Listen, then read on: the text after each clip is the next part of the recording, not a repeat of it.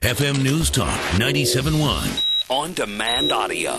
No one knows the cycle of news and everything else better than my next guest, whose new book, Rumsfeld's Rules, Leadership Lessons in Business, Politics, War, and Life. It is both amusing and incredibly informative. And everyone knows the former Secretary of Defense, twice serving, by the way, Donald Rumsfeld, joins me on the phone. Good afternoon to you, sir. Good afternoon. Good to be with you. It's good to speak with you. I love this because you have a way of, in this book with Rumsfeld's Rules, you have a collection of your sayings that you used to have, that you had displayed in your office, things that you would, kind of collect on note cards. And you've, over the past, several decades, you've decided to gather it and you've put it all in one book. And it's very, it's humorous and it's also incredibly informative all at the same time. This is a departure from other things that you've written about. Well, it is, but I've enjoyed doing it. My mother was a school teacher, and whenever time I didn't know what a word meant, she'd say, write it down, look it up, and then learn it. And then I started writing that down, and I started writing down thoughts or rules or ideas or anecdotes, and pretty soon I had quite a collection.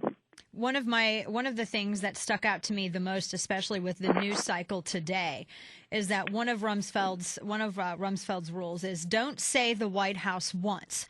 Buildings can't want. I love this. There's so much in these two little sentences.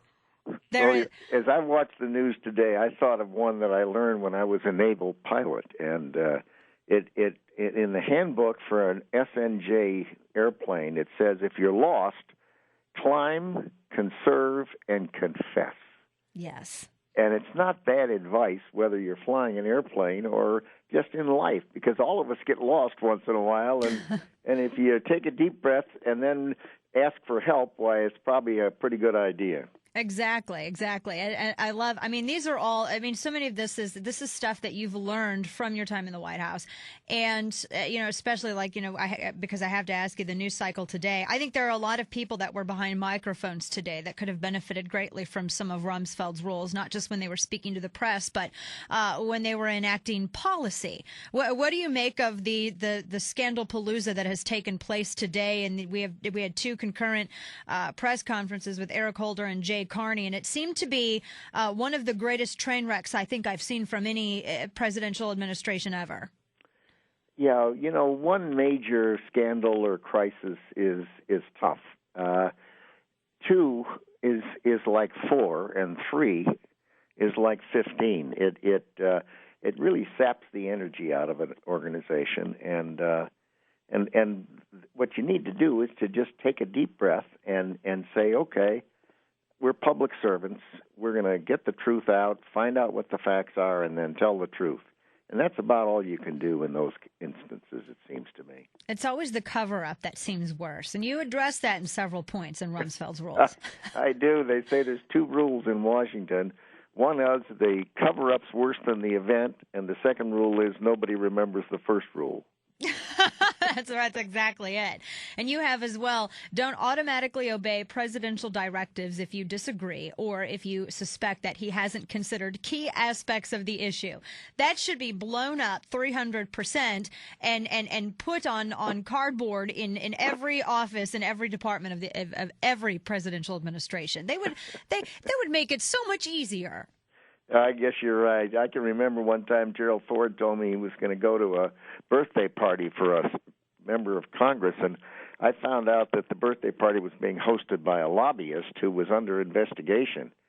And I told him he's not going, and he said, yes, I am. I promised to go. And I said, fine, you're going to have to walk, because I'm darned if I'm going to have the president's limousine or take you up there, because you ought not to be there. Right. And he agreed. Oh, goodness. Well, all of this, this collection, these are all rules that you've either read these things, you've heard them, you've come up with them, you've observed them, and all of this for the first time. This really should kind of be a handout or a guidebook, I think, that's given to everybody when they first go to Washington, inaugurations, when new congressional classes are sworn in.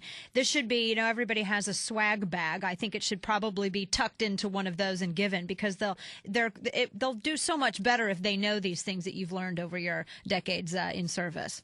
Well, I was 20 years in business, and an awful lot of those rules are every bit as applicable in business, whether it's how to run a meeting or how to hire people or how to deal with a crisis. We've got chapters on all of those things. Yes, absolutely. And you also, in Rumsfeld's rules, say, with the press, there is no off the record. Now, during your time, obviously, working with the Bush administration and Secretary of Defense, no administration has an easy go with the press. But doesn't it seem kind of bad to pick a battle, as this administration seems to have done, with people who buy ink by the barrel?